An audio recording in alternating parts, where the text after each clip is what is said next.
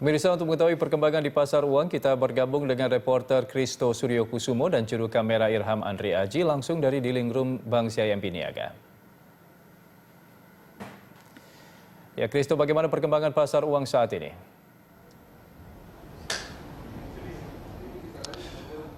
Ya baik Andra, sentimen global seperti dampak dari virus corona dan juga persatuan negara produsen minyak mentah diperkirakan masih akan menekan laju rupiah pada perdagangan hingga hari ini. Dan untuk mengetahui bagaimana perdagangan dan juga pasar uang, hari ini sudah bersama dengan saya Chief Ekonomis dari Bank CIMB Niaga, Bapak Adrian Panggabean. Ya, selamat sore Pak Adrian. Selamat sore. Iya baik Pak Adrian, untuk sore hari ini seperti apa pergerakan rupiah terhadap US dollar dan juga mata uang regional lainnya Pak? Pengamatan saya pada hari ini kelihatannya US dollar itu menguat terhadap euro. Lalu kemudian yen nampaknya sedikit melemah karena awal pagi-pagi tadi kira-kira 103,7, kemudian sekarang 104,3. Selebihnya kurang lebih nggak banyak perubahan karena regional currencies more or less melemah terhadap US dollar. Tapi yang kejadian nampaknya pada hari ini lebih kepada rebalancing dari apa yang telah terjadi kemarin. Jadi rupiah itu berada pada range bound. Awalnya saya perkirakan rupiah akan berada di kisaran 14.375 sampai 475. Nanti yang terjadi kelihatannya rupiah itu di settle di 14.350 ke 60. Ya baik Pak Adrian, pemerintah juga lewat Bank Indonesia juga setelah melakukan triple intervention untuk menjaga rupiah, yakni melalui pasar spot, intervensi di pasar DNDF, serta intervensi pembelian surat berharga negara pada Januari-Februari 2020. Lalu bagaimana dampak langkah ini untuk menjaga kekuatan rupiah? Apakah langkah-langkah ini, 3 langkah tadi itu sudah ideal Pak? Ya memang three-prong intervention yang dilakukan oleh BI sudah kita lihat bahkan mungkin sejak beberapa bulan yang lalu ya. Dan memang dari kondisi market kita memang melihat intervensi ini cukup efektif karena fluktuasi dari bond market nampaknya memang bisa diredam untuk tidak terlampau liar. Fluktuasi dalam rupiah juga tidak terlampau liar dan hal ini menyebabkan kondisi aset market terutama di bond market sama FX market relatively cukup stabil. Jadi itu memang kami apresiasi ya. Saya rasa ini adalah langkah yang baik untuk membuat pasar itu ekspektasi tidak terlampau liar.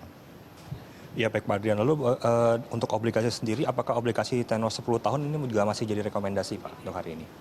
Memang kalau dalam situasi seperti ini benchmark bonds itu yang paling dicari.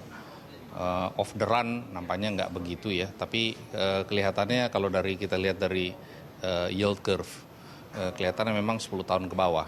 Karena pada saat terjadi pergerakan interest rates, apalagi ekspektasi bahwa ada isu ya, gosip ya, bahwa kemungkinan the Fed itu akan melakukan pemotongan tingkat suku bunga lagi. Mungkin 25, ada yang bilang 50, dan ini menyebabkan memang lebih aman untuk bermain di tenor 10 tahun ke bawah. Lalu juga Pak Adrian, ini Menteri Keuangan disebut juga setengah menyiapkan sejumlah instrumen untuk menstabilkan surat berharga negara di pasar ini Pak. Lalu mekanisme seperti apa yang dibutuhkan untuk menghadapi efek psikologis akibat ketidakpastian pasar saat ini Pak? Kita belum tahu persis, ya. Kita nggak bisa menduga-duga karena Kementerian Keuangan kan adalah yang melakukan bond issuance. Kita belum tahu formatnya seperti apa, jadi mungkin saya belum bisa komentar seperti apa reaksi yang mungkin terjadi atau seperti apa, kita belum tahu. Lalu juga ini berarti apa yang dibutuhkan pasar kalau begitu Pak? Sekarang sih sebetulnya yang dibutuhkan pasar itu adalah jangkar ya. Jadi misalnya contohnya dengan kondisi yang seperti ini kan kita tahu ekonomi sudah melemah. Lalu penerimaan pajak atau penerimaan pemerintah pasti akan turun. Defisit mungkin akan melebar. Yang kita butuhkan sebetulnya di market itu adalah kepastian. Risk-free interest rate itu akan berapa? Long term risk-free interest rate itu berapa? Dan itu adalah sebetulnya relate kepada long term bonds. Nah, karena itu adalah reference rate dari market, kita ingin tahu apakah postur APBN itu sebetulnya sudah relevan sekarang atau tidak. Nampaknya sih tidak, karena banyak asumsi makro sudah berubah.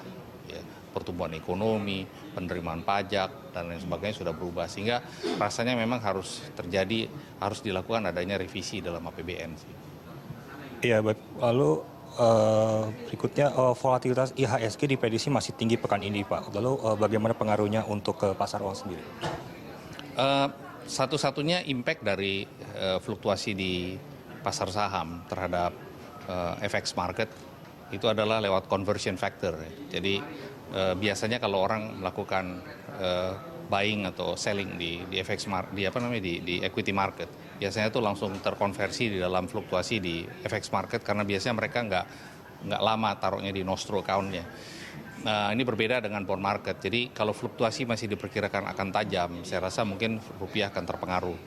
Cuman mungkin memang three-prong approaches yang dilakukan oleh Bank Indonesia tadi, intervensi di bond market, di NDF dan di spot market, itu mungkin akan bisa menolong untuk meredam fluktuasi yang terlampau lebar. Lalu berarti untuk pekan ini kemungkinan untuk pergerakan rupiah sendiri ini nantinya akan seperti apa, Pak Andrian? Kalau melihat referensi dari implied yield di NDF market ya, di offshore, dan melihat dari banyaknya spekulasi yang muncul terhadap apa yang akan terjadi di global market, misalnya credit spread, major market movement, mungkin saya rasa rupiah masih akan berada di variasi antara 14.300 sampai 14.400. Ya, baik. Lalu Pak Ardian, lalu bagaimana pengaruh ketentuan buyback saham yang baru ditetapkan OJK terhadap rupiah? Ini apakah ada dampak khusus, ya, Pak?